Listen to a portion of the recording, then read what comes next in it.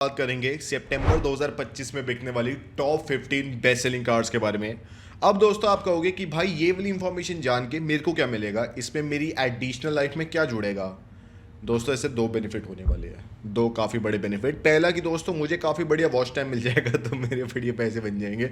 आपका बढ़िया बेनिफिट होगा कि दोस्तों आपको पता चल जाएगा कि कार इंडस्ट्री में कौन सी गाड़ियाँ बढ़िया बिक रही है, कौन सी गाड़ी में जो रिकॉर्ड मंथ है उसमें कितनी रिकॉर्ड सेल्स आई, और आपको भाई बढ़िया डोपामिन हिट मिलेगा। पता नहीं क्यों कि अगर आपकी उनमें से कोई भी गाड़ी है तो भाई आपको लगेगा कि भाई ये तो मैंने बढ़िया गाड़ी खरीद ली, लोग भी इसको खरीद रहे। तो हमारी जो 15th बेस्ट सेलिंग गाड़ी थी सितंबर 2025 के अंदर, उसका नाम है Toyota Innova plus Innova high cross, जिसकी कुल मिला के 9783 यूनिट्स बिकी है पिछले महीने, जो कि अगर आप कंपेयर करें पिछले साल से तो 21% का जंप आ गया है। और अगर आपको पता नहीं, इनोवा भाई स्टार्ट ही ऑलमोस्ट 22-25 लाख रुपए से होती है, कोई भी अगर आप क्राइस्टा ले लो या फिर हाई क्रॉस ले लो। और इस गाड़ी की इंडिया में ऑलमोस्ट 10,000 यूनिट्स बिक रही है। और जबकि जो हाइब्रिड वाली इनोवा हाई क्रॉस है उस पर तो कोई जीएसटी का बेनिफिट आया भी नहीं, ऑलमोस्ट सेम ही उसका प्राइस है, मतलब थोड़ा बहुत आया 1.5-2 लाख रुपए का।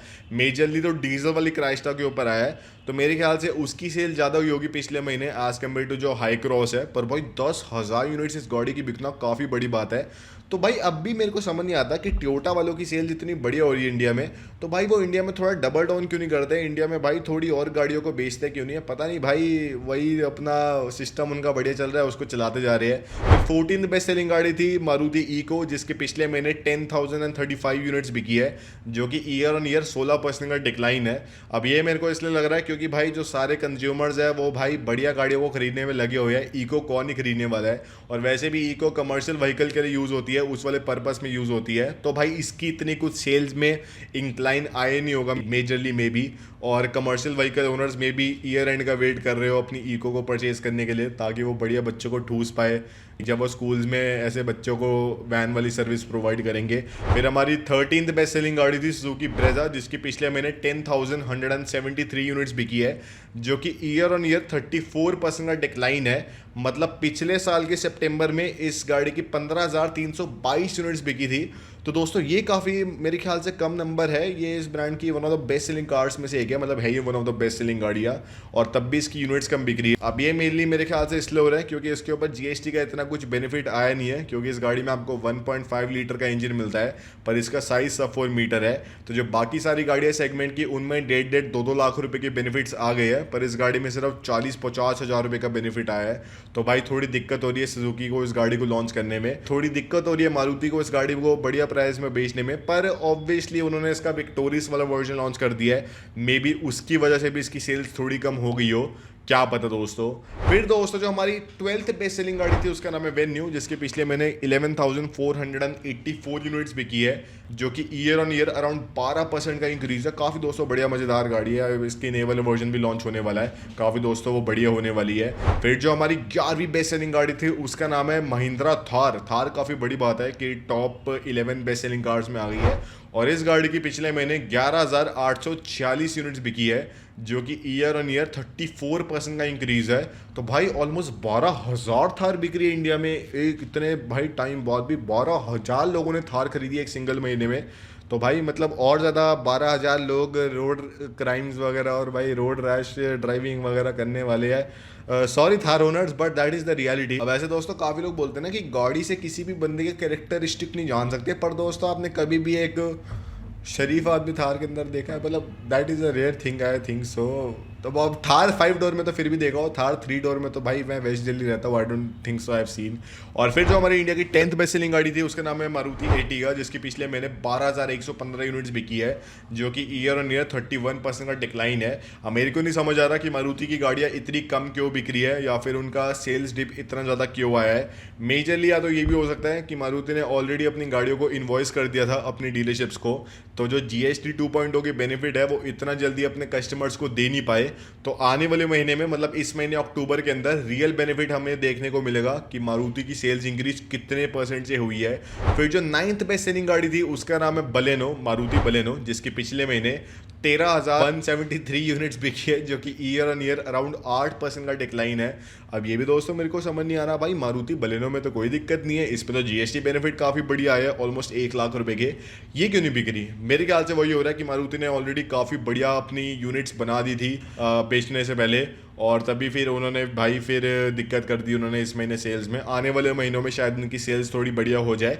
और भाई यही तो रीज़न ही है कि मारुति के एक्सपोर्ट्स पिछले महीने काफ़ी ज़्यादा इंक्रीज़ हो गए थे, क्योंकि उनको पता है भाई इंडिया में तो गाड़ियाँ बिकनी नहीं, काफ़ी महंगे उसमें बेची हुई है उन्होंने, तो उन्होंने भारी एक्सपोर्ट मार दी सारी गाड़ियाँ। May be that is true. फिर जो इंडिया की 8th बेस्ट सेलिंग गाड़ी थी उसका नाम है बलेनो की बड़ी बहन फ्रोंक्स, जिसकी पिछले महीने 13,767 यूनिट्स बिकी थी। तो भाई दोनों अगर आप कंबाइन करें तो दोनों गाड़ियों की मिला के अराउंड 26-27 हज़ार यूनिट्स बिक जाती है, काफ़ी बड़ी बात है। जबकि दोनों ऑलमोस्ट सेम गाड़ियाँ ही है, ऑलमोस्ट सेम क्या है ही सेम गाड़ियाँ, बस ऊपर बॉडी में थोड़े बहुत चेंजेस कर दिए। So very nice technique Maruti is using to sell more cars. फिर जो हमारे इंडिया की 7th बेस्ट सेलिंग गाड़ी थी उसका नाम है वैगनर। अब ये पता नहीं क्यों है अभी भी बेस्ट सेलिंग, इसको भाई हटा दो भाई, अब कोई अच्छी गाड़ी खरीदो यार। वैगनर में भाई इज्जत नहीं रहती टू बी ऑनेस्ट। हाँ, पर इसके अंदर ये बेनिफिट है कि ये गाड़ी 4 सिलेंडर इंजन में आती है, बाकी जो सारी डिब्बे वाली गाड़ी है वो 3 सिलेंडर में आती है, तो वो आपको बेनिफिट मिलने वाला है। और इस गाड़ी की दोस्तों यूनिट्स इंक्रीज हुई है, जिसमें पिछले महीने इस ब्रांड की इस वाली गाड़ी की 15,388 यूनिट्स बिकी है, जो कि ईयर ऑन ईयर अराउंड 15% का इंक्रीज है। तो ये तो भाई काफ़ी सिग्निफिकेंट है। फिर जो इंडिया की 6th बेस्ट सेलिंग गाड़ी थी उसका नाम है दोस्तों स्विफ्ट।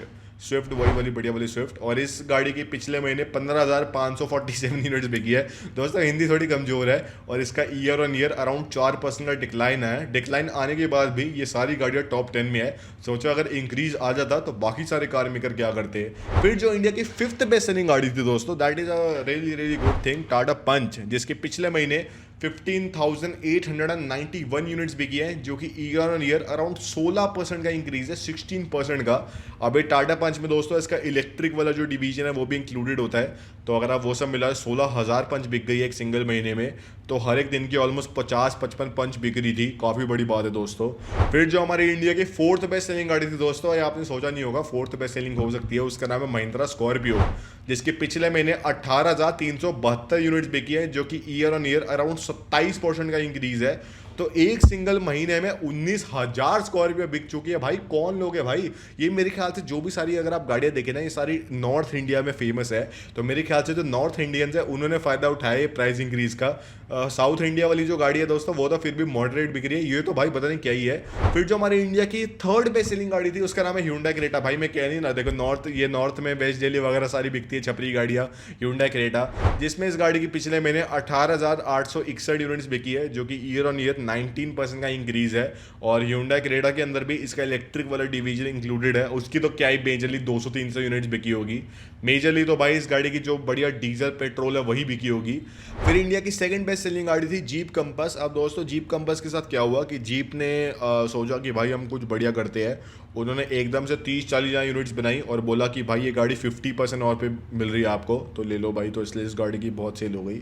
वैसे दोस्तों आपको क्या लगता है कि अगर जीप कंपस का प्राइस मान लो आज 50% से कम हो जाए, लिटरली आधा प्राइस हो जाए जीप कंपस का, तब भी क्या आपको लगता है कि वो गाड़ी बहुत बढ़िया बिक पाएगी? मतलब ऐसे मान लो जो 30 लाख वाली जीप कंपस मॉडल एस है 4x4 वाली, मतलब 30 लाख में तो नहीं 38 लाख की आती है, मान लो वो कल आपको 19 लाख की मिलती है अगर, तो क्या आप उस गाड़ी को लोगे पैसे? या फिर दोस्तों मेरे को क्या लगता है नहीं लेंगे लोग मेजरली। तो अब उसके जो ब्रांड नेम है ना दोस्तों वो थोड़ा एस्पिरेशनल कम बचा है, और जीप भाई कोई न्यूज़ में भी नहीं आता ना, उसके ऊपर कोई बात करता है, रिव्यूज़ वगैरह भी नहीं आते अब जीप कंपस पे, तो भाई ऑलमोस्ट डेड ब्रांड हो चुका है। अब उनको कुछ बढ़िया सा करना पड़ेगा जैसे स्कोडा ने करा, तब जाके कुछ हो पाएगा। और जो हमारे इंडिया की दोस्तों बेस्ट सेलिंग गाड़ी थी उसका नाम है Tata Nexon. Oh my God, जिसमें इस गाड़ी की पिछले महीने 22,572 यूनिट्स बिकी है, 73 यूनिट्स बिकी है 73, जो कि ईयर ऑन ईयर 97% का इंक्रीज है। डबल हो गई इस गाड़ी की सेल्स एक साल के अंदर अंदर। अब नेक्सॉन के अंदर भी Nexon CNG, diesel, petrol, turbo petrol, electric सारी इंक्लूडेड है, और वो सब मिला के 22,000 से ऊपर इस गाड़ी की यूनिट्स बिकी है, जो कि दोस्तों बहुत ही बड़ी बात है। अब मेरे को क्या लग रहा है दोस्तों कि टाटा मोटर ने नेक्सॉन के साथ दोस्तों काफ़ी बढ़िया प्ले करा है। जब इस गाड़ी का लॉन्च हुआ था ना नई वाली फेसलिफ्ट का, मेरे को लग रहा था दोस्तों कि टाटा मोटर्स ने इतनी महंगी गाड़ी कर दी है, इसका टॉप मॉडल 16-17 लाख रुपए का आता है, कौन ही खरीदने वाला है। फिर दोस्तों मुझे उनकी आइडियोलॉजी समझ आई कि भाई ये गाड़ी का टॉप मॉडल इन्होंने दिखाने का सिर्फ लॉन्च करा है, इनको भी पता है किसी ने इस गाड़ी को परचेज नहीं करना, वो सिर्फ इसलिए लॉन्च करा है ताकि लोग एस्पिरेशनली इस गाड़ी को देख पाए कि इस गाड़ी में इसके टॉप मॉडल में पैनोरामिक सनरूफ भी आती है, 12-12 इंच की स्क्रीन आती है, बढ़िया इंस्ट्रूमेंट क्लस्टर आता है। ताकि वो जो 12-13 लाख वाला वर्जन है उसको खरीदे और भाई बढ़िया कहे कि ये वैल्यू फॉर मनी वर्जन है। मेरे ख्याल से टाटा मोटर के एग्जीक्यूटिव खुद भी नहीं आपको कहेंगे कि आप टॉप मॉडल परचेज करो, वो सिर्फ उन्होंने प्राइस रेंज को एक्सटेंड करने के लिए करा हुआ है। और सिट्रॉन यहीं पे गलती कर रही है कि उनका जो प्राइस रेंज है एक्सटेंड ही नहीं होता और उनके टॉप मॉडल में भी इतने कुछ एक्स्ट्रा ऑर्डिनरी फीचर्स आते नहीं है। हाँ मेरे को भी पता है, उनको भी पता है कि टॉप मॉडल किसी ने परचेज करना है, पर मेरे ख्याल से लॉन्च अगर आप कर दो तो थोड़ी भाई गाड़ी की वैल्यू बढ़ जाती है कि भाई मेरे पास तो 22 लाख वाली गाड़ी है, भले कोई खरीदता नहीं उसका 22 लाख वाला वर्जन। क्रेटा के साथ भी यही हुआ। आप बताना दोस्तों आपको कैसी लगी ये लिस्ट, और ये था आज की वीडियो में। अगर आपको पसंद आए तो लाइक शेयर सब्सक्राइब कर देना अरिस्टो कार को।